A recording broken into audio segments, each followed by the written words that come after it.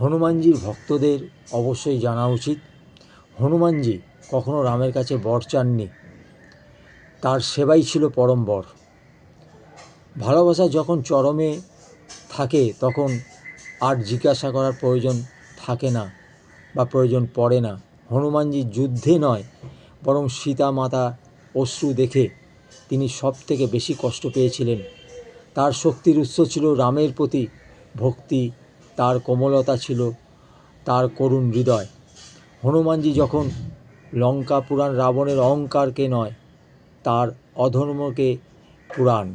তিনি বল প্রয়োগ ছিলেন না, তিনি ছিলেন ধর্মের শিখা। হনুমানজি কখনো নিজেকে ঈশ্বর মনে করেননি বা বলেন না, তিনি বলেছেন আমি একজন দাস। এই নর্মদা তাকে একজন শ্রেষ্ঠ ভগবান হিসাবে পরিণত করেছিল। তাই সবাই প্রেমের সাথে বলুন জয় শ্রী হনুমান, আবার বলুন জয় শ্রী হনুমান, আবার বলুন জয় শ্রী হনুমান।